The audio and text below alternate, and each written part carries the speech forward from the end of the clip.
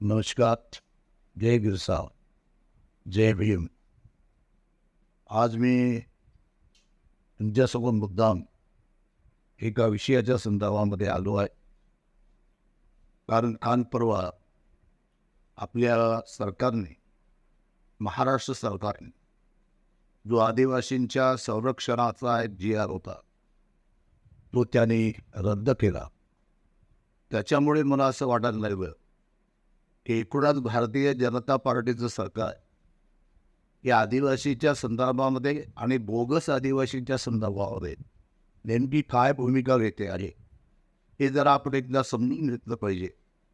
म्हणजे आदिवासी जनता आज जी त्यांच्याही पाठीमध्ये काही प्रमाणामध्ये फिरते आहे, किंवा त्यांना तरी समजेल की हे सरकार आपल्या हिताचं आहे की आपलं दुश्मन आहे, आपल्या विरोधात आहे, याचा अंदाज त्यांना घेता येईल. आणि मग काही तथ्य तुमच्यापुढे मांडण्याची मला वाटते आता गरज आहे. त्या निमित्तानं मी आज आपल्यासमोर या ठिकाणी आलेलो आहे. खरं म्हणजे बोगसची समस्या ही कधीपासून जाणवायला लागली?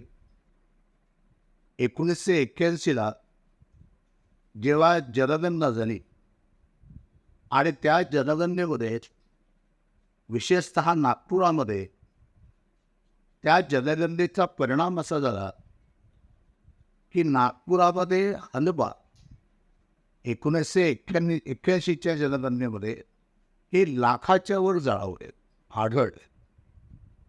तेव्हा काही लोकांना वाटलं की 71मध्ये ही हजारावर होती आणि आणखी 10 वर्षामध्ये लाखावर कशी येईल. याचा जेव्हा शोध सुरू झाला तेव्हा जाणवलं की तिथे राम हेडाऊ नावाचे, आता ते अस्तित्वात नाही आहेत, ते खासदार होते रामटेकबद्दल. त्याने विशेषतः नागपुरामध्ये एक अभियान चालवलं त्या काळामध्ये 81च्या अगोदर, की या जनगणनेमध्ये जेवढे कोष्टी आहेत नागपुरातले त्यांनी स्वतःला हलबा घोषित केला. आणि त्या सगळ्या गोष्टींनी स्वतःला हलबा घोषित केलं. आणि मग विदर्भामध्ये आणि नागपुरामध्ये हलबाची संख्या लाखाच्या वर गेली.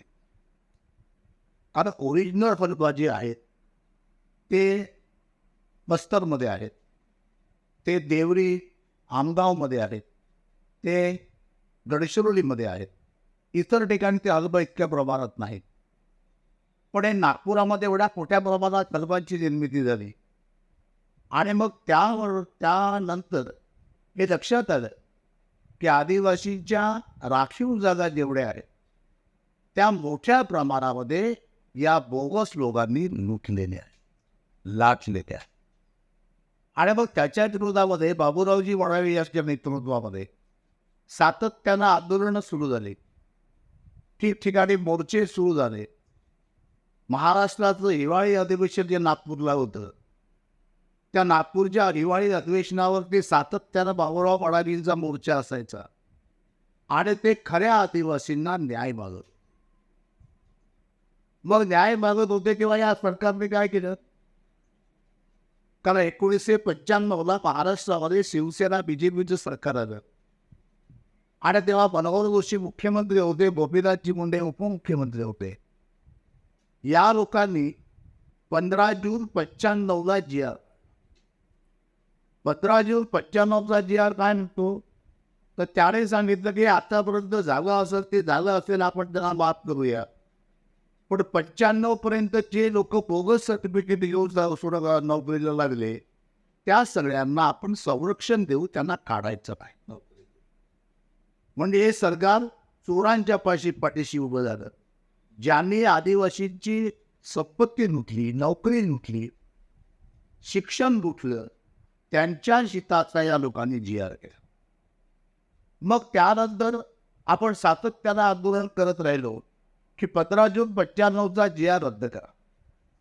हा जी आर आदिवासींच्या हिताचा नाही आहे, हा आदिवासींच्या विरोधातला जी आर आहे. आणि मग तेव्हा सातत्यानं मोर्चावर सोबत बसून या लोकांनी तो जी आर रद्द केला आहे. कारण त्याच्यापुढे काँग्रेसचं सरकार आलं होतं 95 नंतर, याही सरकारने जी आर रद्द केला नाही. मग या सरकारने काय केलं? काँग्रेसच्या सरकारने 2000ला जात पडताळणी कायदा केला आणि त्या कायद्यामध्ये कलम 11 यामध्ये अशी तरतूद केली की बोगस सर्टिफिकेट घेणारा आणि देणारा या दोघांवरही कायद्याने गुन्हा दाखल करणे आणि त्यांना 2 वर्षापर्यंत आणि 20,000 रुपये अशी सजा करावी असं ठरलं त्या कायद्यामध्ये. पण तेव्हापासून तो कायदा अंमलात आला तेव्हापासून त्या कायद्यावरती एकही गुन्हा दाखल झाला. कारण म्हणजे त्याच्यापूर्वी त्याच्यानंतर एक जी आर काढला गव्हर्नमेंट आणि तो जी आर होता 12 एप्रिल 2010. 12 एप्रिल 2010 गव्हर्नमेंटनी महाराष्ट्र सरकारने जी आर काढला की अशा लोकांवरती जे बोगस ज्यांनी सर्टिफिकेट घेतलं आहे आणि ते नोकरीला लागलेले आहे त्यांच्यावरती गुन्हा दाखल असा जी आर काढला. आता हा जी आर काढला पण या जी आरची कुणालाच माहिती नाही आणि या जी आरच्या अनुषंगाने या लोकांनी एकावरही अजूनही कायदा गुन्हा दाखल केलेला नाही असं सगळं चालू आहे. आणि त्याच्यानंतर हा जी आर कोणी करला त्याचा हा जी आर करला काँग्रेसचा. मी नेहमी तर पाहतो की 2000चा कायदा असेल हा 12 एप्रिल 2010चा जी आर असेल हे सगळे काँग्रेसच्या काळात निघाले ते आदिवासींच्या संरक्षणासाठी.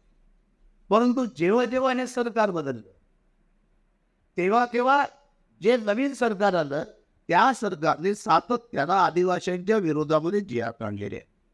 आता या दरम्यान पुढे काय झालं 10चा जी आर काढला दरम्यान त्याच्या पुढे 6 जुलै 2017 सुप्रीम कोर्टाचा निर्णय आला आणि या निर्णयात त्यांनी म्हटलं स्पष्टपणे की ज्या लोकांनी आदिवासींच्या नोकऱ्यामध्ये शिक्षणामध्ये उद्योगधंद्यामध्ये आणि राजकारणामध्ये या ठिकाणी जर या लोकांनी बोगस सर्टिफिकेट घेऊन जर आदिवासींच्या हक्काचं आनंद केलं 15 जून 95चा जी आर ज्या भारतीय जनता पार्टीने काढला आणि त्याने सांगितलं की 95च्या पूर्वी ज्या लोकांनी खोटे सर्टिफिकेट घेतले त्यांना संरक्षण द्यायचं त्यांच्या नोकरीवर काढायचं नाही. त्याच पद्धतीने पुन्हा या लोकांनी जसं मी बघा सांगितलं की काँग्रेस सरकारने 2000चा कायदा केला. काँग्रेस सरकारने 12 एप्रिल 2010चा एक परिपत्रक काढलं की खोट्या लोकांवर गुन्हे सादर करा म्हणून. आणि त्याच्यानंतर जेव्हा पुन्हा 2010ला फडणवीसचं सरकार आलं तर या लोकांनी आदिवासींची ओरड काय आहे आदिवासींची ओरड आहे की आदिवासींची हक्क लुटणाऱ्यांना त्याच्यावर कारवाई करा. पण या लोकांनी काय केलं फडणवीसांनी याने 21 ऑक्टोबर 2015ला पुन्हा एक जी आर काढला आणि या जी आर मध्ये म्हटलं त्यांनी की पूर्वी जे 95 पर्यंत ज्या लोकांनी घेतले खोटे सर्टिफिकेट करून त्या लोकांना ज्या पद्धतीनं संरक्षण दिलं त्याच पद्धतीनं 2001 पर्यंत ज्या लोकांनी खोटे सर्टिफिकेट घेतले आणि आदिवासीच्या नोकऱ्यावरती ते लागले या लोकांना नोकरीतून काढायचं नाही तर त्याला संरक्षण द्यायचं अशा पद्धतीचा जी आर पुन्हा 21 ऑक्टोबर 2015ला फडणवीसनी काढला. म्हणजे दोनही जी आर जे निघाले बोगस लोकांच्या समर्थनार्थ ते यांच्या भाजपा सरकारच्या काळात निघाले हे आपण जरा समजून घेतलं पाहिजे. आणि आता मी सांगत होतो की जो 12 एप्रिल 2010चा जी आर ज्या परिपत्रकाने म्हटलं होतं की या बोगसांवरती गुन्हे दाखल करा तो जी आर या लोकांनी आता 12 जुलै 2024 म्हणजे या महिन्यात 12 तारखेला या लोकांनी तो जी आर रद्द केला. फडणवीस सरकारने का रद्द केला तर मला जाणवते की या मागच्या हप्त्यामध्ये मुंबईमध्ये आपले विधानसभेचे उपाध्यक्ष सन्माननीय नरहरी झिरवळ साहेब आणि आपले आदिवासी मंत्री विजयकुमार गावित याने या सर्व कर्मचारी आदिवासी संघटना आणि आदिवासी आमदार याची एक बैठक बोलावली होती मुंबईमध्ये विधान भवनात. आणि या विधान भवनाच्या बैठकीमध्ये रिझर्वेशन इन प्रमोशन या मुद्द्यावर जेव्हा चर्चा सुरू झाली, त्या चर्चेमध्ये बोलताना TRDAचे अधिकारी भाऊसाहेब म्हणाले की आम्ही 37,000 लोकांच्या व्हॅलिडिट्या रद्द केल्या, त्या बोगस आढळल्या. म्हणजे यावर आपल्या लक्षामध्ये येते किती मोठ्या प्रमाणात बोगसचा धंदा सुरू आहे. असे असताना मग तेव्हा हा एक मुद्दा निघाला की मग या लोकांवर तुम्ही कारवाई का करत नाहीये, याच्यावर गुन्हा दाखल का करत नाहीये. तर ते म्हटले की गुन्हा दाखल आपल्याला करता येत नाही, तशी तरतूद नाही. तेव्हा एका कार्यकर्त्यांनी 12 एप्रिल 2010चा GR त्यांना दाखवला की हा GR आहे की अशा लोकांवरती गुन्हा दाखल आणि जो जात पडताळणीच्या अधिकाऱ्याने दाखल करायचा आहे तो गुन्हा. तुम्ही तो गुन्हा का दाखल करत नाही.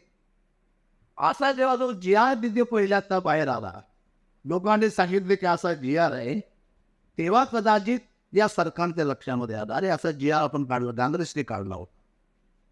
आणि मग तो GR तेव्हा त्याला वाटलं की हा GR धोकोच आहे ते.